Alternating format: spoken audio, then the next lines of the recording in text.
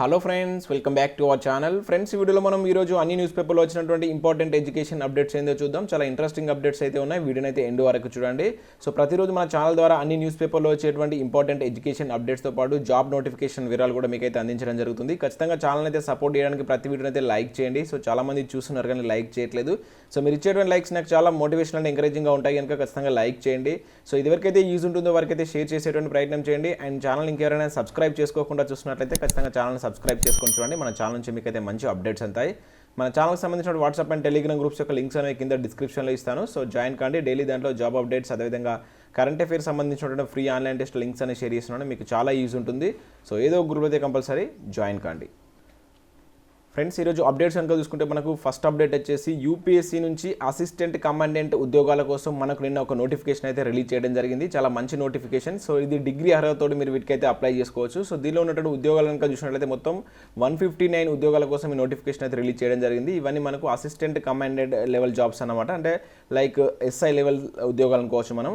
So BSF వచ్చేసి దీనిలో మనకు 35 ఉద్యోగాలు ఉన్నాయి. సిఆర్పిఎఫ్ వచ్చేసి 36, సిఐఎస్ఎఫ్ వచ్చేసి 67, ఐటీబీపీ వచ్చేసి 20 అండ్ అదేవిధంగా ఎస్ఎస్బి వచ్చేసి 1. టోటల్గా 159 ఉద్యోగాల కోసం ఈ నోటిఫికేషన్ అయితే రిలీజ్ చేయడం జరిగింది.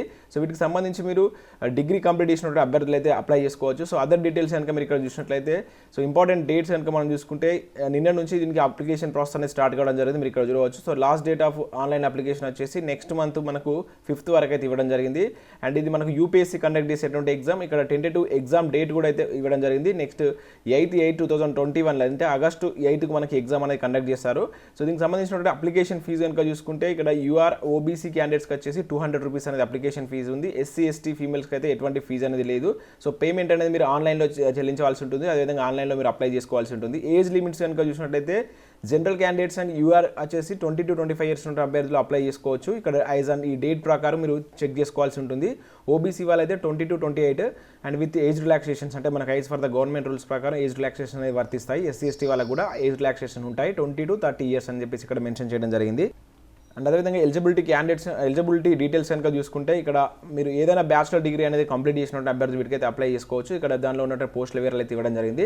సో కంప్లీట్ నోటిఫికేషన్ పీడిఎఫ్ అనేది కింద మీకు డిస్క్రిప్షన్లో అయితే ఇస్తాను. దీనికి సంబంధించినటువంటి ఫిజికల్ టెస్ట్లు కూడా మీరైతే పాస్ కావాల్సి ఉంటుంది. ఆ పోస్ట్ని బట్టి ఇక్కడ మీరు ఫిజికల్ టెస్ట్ కూడా చూడవచ్చు. హైట్ మనం మేల్స్కి అయితే 165 centimeters, ఫీమేల్స్కి అయితే 157 centimeters చెస్ట్ చూడవచ్చు. అదేవిధంగా వెయిట్, ఇవన్నీ వివరాలు మనకు నోటిఫికేషన్లో అయితే మెన్షన్ చేశారు. ఒకసారి మీరు నోటిఫికేషన్ పీడిఎఫ్ అనేది డౌన్లోడ్ చేసుకొని క్లియర్గా చదివిన తర్వాత వీటికైతే అప్లికేషన్ పెట్టుకొని చాలా మంచి ఉద్యోగాలు మనకు యూపీఎస్సీ నుంచి వచ్చేటువంటి ఏ ఉద్యోగానికైనా కూడా చాలా మంచి శాలరీ ఉంటుంది. సో ఖచ్చితంగా వీటికి మీకు ఎలిజిబిలిటీ ఉంటే అయితే అప్లై చేసుకోండి. కింద నేను నోటిఫికేషన్ పీడిఎఫ్ అయితే ఇస్తాను. ఫ్రెండ్స్, మరొక అప్డేట్ కనుక చూసినట్లయితే మనకు టీఎస్పీఎస్సీ నుంచి ఒక ఇంపార్టెంట్ అప్డేట్ అయితే రావడం జరిగింది. ఇక్కడ చూడవచ్చు. లాంగ్వేజ్ పండిట్ హిందీకి సంబంధించినటువంటి అప్డేట్. ఇది provisionally list of selected candidate. ఇదైతే మనకు 2017 నోటిఫికేషన్కి సంబంధించినటువంటి ప్రొవిజనల్లీ సెలెక్టెడ్ క్యాండిడేట్ లిస్ట్ అనేది నిన్న మనకు వెబ్సైట్లో అయితే పెట్టడం జరిగింది. టోటల్గా 263 మంది క్యాండిడేట్కి సంబంధించినటువంటి హాల్ టికెట్ నెంబర్స్ అయితే పెట్టాడు. ఇవి వచ్చేసి మనకు లాంగ్వేజ్ పండిట్ హిందీకి సంబంధించినటువంటి రిజల్ట్స్ అనమాట. సో ఇక్కడ మీరు వారి యొక్క హాల్ టికెట్ నెంబర్స్ అయితే చెక్ చేయవచ్చు. డిస్ట్రిక్ట్ వైజ్గా మనకు ఇక్కడ వాళ్ళ హాల్ టికెట్ నెంబర్, అదేవిధంగా డిస్ట్రిక్ట్ నేమ్ అని చెప్పేసి ఇవ్వడం జరిగింది. సో ఎవరైనా క్యాండిడేట్స్ ఉంటే మీరు టీఎస్పీఎస్సీ వెబ్సైట్కి వెళ్ళి ఈ పీడిఎఫ్ అనేది డౌన్లోడ్ చేసుకొని మీ హాల్ టికెట్ నెంబర్ ఉందో లేదా చెక్ చేసుకోండి. 2017 సంబంధించినటువంటి టీఆర్టీ నోటిఫికేషన్. ఫ్రెండ్స్, ఈరోజు పేపర్లో వచ్చినటువంటి అప్డేట్స్ కనుక చూసినట్లయితే మనకు ఫస్ట్ అప్డేట్ వచ్చేసి ఇక్కడ ప్రతి కాల్ని భర్తీ చేయాలంటే ఒక న్యూస్ చూడవచ్చు. హైదరాబాద్లో ఇందిరా పార్క్ వద్ద నిరాహార దీక్ష చేస్తున్నటువంటి వైఎస్ షర్మిల, చిత్రంలో వైఎస్ విజయం అని చెప్పేసి చూడవచ్చు. సో నిన్న మనకు ఉద్యోగ నోటిఫికేషన్లు తక్షణమే రిలీజ్ చేయాలని చెప్పేసి నిన్న మన ఇందిరా పార్క్ వద్ద వైఎస్ షర్మిల అయితే నిరాహార దీక్ష అయితే చేయడం జరిగింది. ఇక్కడ చూడవచ్చు. వైఎస్ విజయమ్మ, అదేవిధంగా ఆర్ కృష్ణయ్య కూడా దీనిలో హాజరు కావడం జరిగింది. లోటస్ ఫౌండ్కు పాదయాత్ర భగ్నం, స్పృహ తప్పిన షర్మిల అంటే ఒక న్యూస్ చూడవచ్చు. రాష్ట్రంలో లక్షల మంది ఉద్యోగాలు లేక అల్లాడుతున్నారు. అల్లాడుతున్నారని చెప్పేసి వైఎస్ షర్మిల ఆవేదన వ్యక్తం చేసింది. రాష్ట్రంలో ఖాళీగా ఉన్న అన్ని ఉద్యోగాలకు నోటిఫికేషన్లు జారీ చేయాలని, ప్రతి ఒక్క ఖాళీని భర్తీ చేయాలని చెప్పేసి ప్రభుత్వాన్ని అయితే డిమాండ్ చేయడం జరిగింది. ఉద్యోగ ఖాళీలు భర్తీ చేయాలంటూ గురువారం మనకు హైదరాబాద్లో ఉన్నటువంటి ఇందిరా పార్క్ వద్ద అయితే ఆమె నిరాహార దీక్ష అయితే చేయడం జరిగింది. సో దానిలో భాగంగా మనకు దాదాపుగా ఉద్యోగాల కోసం 40 లక్షల మంది ఎదురు చూస్తున్నారని చెప్పేసి చెప్పడం జరిగింది. దాదాపుగా 191,000 ఉద్యోగాలు ఉన్నాయి. వీటన్నింటికి సంబంధించి నోటిఫికేషన్లు తక్షణమే జారీ చేయాలని చెప్పేసి మనకు నిన్న నిరాహార దీక్ష అయితే చేయడం జరిగింది. అండ్ మరొక అప్డేట్ కనుక చూసుకుంటే మనకు నిన్న 10th పరీక్షలు రద్దు అంటూ ఒక న్యూస్ అయితే చూడవచ్చు. నిన్న ఈవినింగ్ వచ్చినటువంటి అప్డేట్. దీంతోపాటు ఇంటర్ ఫస్ట్ ఇయర్ స్టూడెంట్స్ కూడా ప్రమోట్, సెకండ్ ఇయర్ ఎగ్జామ్స్ వాయిదా అంటూ న్యూస్ అయితే చూడవచ్చు. సో ఇక్కడ టోటల్ ఇన్ఫర్మేషన్ కనుక చూసినట్టయితే ఆబ్జెక్టివ్ విధానం ఆధారంగా త్వరలో 10వ తరగతి ఫలితాలు, ఆ రిజల్ట్స్ నచ్చని స్టూడెంట్స్కు ఎగ్జామ్ రాసేటువంటి ఛాన్స్ కూడా ఇస్తారంట. జూన్ మొదటి వారంలో సమీక్ష, ఆ తర్వాత ఇంటర్ సెకండ్ ఇయర్ పరీక్షలపై నిర్ణయం. సో ఇంటర్ సెకండ్ ఇయర్ పరీక్షలకైతే ఎగ్జామ్ కండక్ట్ చేస్తామని చెప్తున్నారు. సో దీనికి సంబంధించి తుది నిర్ణయం అనేది జూన్లో తీసుకుంటారని చెప్పేసి చెప్తున్నారు. అదేవిధంగా బ్యాక్లాగ్ సబ్జెక్టులన్నీ మినిమం మార్కులతో పాస్ చేస్తారంట. ఈసారి ఎంసెట్లో ఇంటర్ మార్కులు వెయిటేజ్ అనేది ఉండదు అని చెప్పేసి చెప్తున్నారు. ఉత్తర్వులు జారీ చేసినటువంటి ప్రభుత్వం. సో వీటన్నిటికి సంబంధించి నిన్న ప్రభుత్వం, తెలంగాణ ప్రభుత్వం అయితే కొన్ని ఉత్తర్వులు జారీ చేయడం జరిగింది. దానిలో ఇటువంటి కీలక అంశాలు అయితే మనం చూడవచ్చు. సో ముఖ్యంగా ఇక్కడ మనం చూసినట్టయితే వీళ్ళకి ఏ విధంగా మార్క్స్ ఇస్తారు, 10th పరీక్షలు అయితే రద్దు చేశారు, వీటికి సంబంధించి ఏ విధంగా మార్క్స్ ఇస్తారు అనేటువంటిది ఇప్పుడు విద్యార్థులు కొంత ఉత్కంఠ నెలకొన్నటువంటి అంశంగా అయితే చూడవచ్చు. ఇక్కడ చూసినట్టయితే CBSEలో కూడా మనకి ఎగ్జామ్స్ అయితే రద్దు చేయడం జరిగింది. సో తర్వాత రిజల్ట్స్ ప్రకటిస్తామని చెప్పేసి వాళ్ళు చెప్పడం జరిగింది. సో ఇదే ప్యాటర్న్లో మనకు రాష్ట్ర ప్రభుత్వం కూడా చేసేటువంటి అవకాశం అయితే కనబడుతుంది. తెలంగాణలో రిజల్ట్స్ ఇవ్వాలని చెప్పేసి అధికారులు ఆలోచిస్తున్నారు. సో మరోపక్క మార్చిలో నిర్వహించినటువంటి ఏదైతే మనకు ఫార్మాటివ్ అసైన్మెంట్ 1 పరీక్షల మార్కుల వివరాలను సేకరిస్తున్నారు. సో స్టూడెంట్లందరికీ ఈ మార్కుల వివరాలను 2 రోజుల్లో SSC బోర్డు వెబ్సైట్లో అప్లోడ్ చేయాలని చెప్పేసి DEOలకు సూచించారని చెప్పేసి మనకు న్యూస్ అయితే చూడవచ్చు. మ్యాక్సిమం ఈ FA1 ఏదైతే మనకు ఫార్మాటివ్ అసైన్మెంట్ 1 ద్వారా గ్రేడ్స్ అనేది ఇచ్చేటువంటి ఛాన్స్ ఉందంటూ ఇక్కడైతే మనం న్యూస్ అయితే చూడవచ్చు. అదేవిధంగా ఇంటర్ ఫస్ట్ ఇయర్ స్టూడెంట్లకు ప్రమోట్ అయితే చేస్తున్నారు. సో సెకండ్ ఇయర్ ఎగ్జామ్స్ అనేటువంటివి ఇంకా ఎప్పుడు పెడతారనేటువంటి క్లారిటీ అయితే లేదు. ఇది మనకు ఇంటర్ అండ్ 10th సంబంధించినటువంటి సో మరొక అప్డేట్ కనుక చూసినట్లయితే 30 మినీ పోల్స్ అని చెప్పేసి ఒక న్యూస్ చూడవచ్చు. నోటిఫికేషన్ రిలీజ్ చేసినటువంటి state election commission Warangal, Khammam కార్పొరేషన్లతో పాటు 5 మున్సిపాలిటీలకు ఎన్నికలు. సో నేటి నుంచి 18 వరకు నామినేషన్లు, వచ్చే నెల 3న ఓట్ల లెక్కింపు, వివిధ కారణాలతో ఖాళీ అయినటువంటి మరో 9 వార్డులకు ఎలక్షన్స్ అంటూ న్యూస్ చూడవచ్చు. సో మనం ఎప్పటి నుంచో అంటున్నాం మున్సిపల్ ఎలక్షన్స్ కూడా నోటిఫికేషన్స్ వస్తాయని చెప్పేసి. సో నిన్న అయితే రిలీజ్ కావడం జరిగింది. సో నెక్స్ట్ మంత్ 3rd వరకు ఇది కూడా కంప్లీట్ కాబోతుంది. సో ఏదైతే మనం నోటిఫికేషన్ గురించి ఎక్స్పెక్ట్ చేస్తున్నామో మనకు మేలో దీనికి సంబంధించి మనకు టోటల్గా ఎలక్షన్కి సంబంధించిన ప్రాసెస్ అనేది కంప్లీట్ కాబోతుంది. ఆ తర్వాత మనం నోటిఫికేషన్ అయితే ఎక్స్పెక్ట్ చేయవచ్చు. సో మనం అనుకున్నాం మేలో దీనికి సంబంధించి నోటిఫికేషన్ వస్తుంది కావచ్చు, మళ్ళీ మే మొత్తం మున్సిపల్ ఎలక్షన్స్కి టైం అంతా ఉంటుంది కావచ్చు అని చెప్పేసి చాలామంది అనడం జరిగింది. కాకపోతే ఈ మధ్యలో మనకు ఏదైతే సాగర్ ఎలక్షన్స్తో పాటు వీటి కూడా క్లోజ్ అయిపోతుంది. సో చూద్దాం మరి మేలో ఎలక్షన్స్ తర్వాత నోటిఫికేషన్ జారీ చేస్తారని చెప్పేసి ప్రభుత్వం అయితే అన్నది కదా.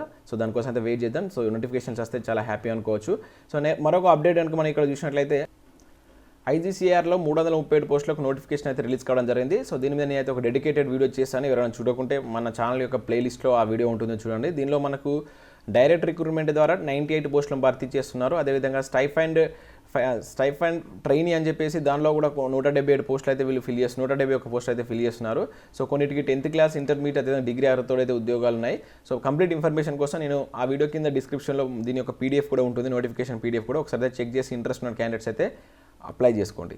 అండ్ నెక్స్ట్ అప్డేట్ కనుక చూసినట్లయితే చదువు చక్కగా అవ్వాలంటే సర్కారీ స్కూళ్ళు మారాలి అంటే ఒక న్యూస్ అయితే చూడవచ్చు. ఈరోజు మనకు వెలుగు న్యూస్ పేపర్లో వచ్చినటువంటి ఇది ఆర్టికల్ చాలా మంచి ఇన్ఫర్మేషన్ ఉంది. అంటే తెలంగాణలో ఉన్నటువంటి గవర్నమెంట్ స్కూల్స్ల పరిస్థితి ఏ విధంగా ఉంది అంటూ కంప్లీట్ టోటల్ ఆర్టికల్ అయితే ఇవ్వడం జరిగింది. సో ఇంట్రెస్టెడ్ క్యాండిడేట్స్ ఎవరైనా ఉంటే సో వెలుగు న్యూస్ పేపర్ డౌన్లోడ్ చేసుకొని చూడండి. దీనిలో కంప్లీట్ ఇన్ఫర్మేషన్ అయితే మీకు ఉంటుంది. సో మరొక అప్డేట్ కనుక చూసినట్లయితే పదోన్నతులు సరే నియామకాలు ఏమంటే చూడవచ్చు. DSC నిర్వహించాలని కోరుతున్నటువంటి నిరుద్యోగులు. సో ఇది ఉమ్మడి కరీంనగర్ డిస్టిక్ సంబంధించినటువంటి న్యూస్. సో ఇక్కడ చూసినట్లయితే పాఠశాలలు ఉంటే నిధులు లేవు, మైదానాలు ఉన్న చోట శిక్షణ వసతులు లేవు, దీనికి తోడు దాతలు చేయి విధించాల్సిన క్రీడల్లో శిక్షణ పోటీలు నిర్వహించాల్సిన పరిస్థితి.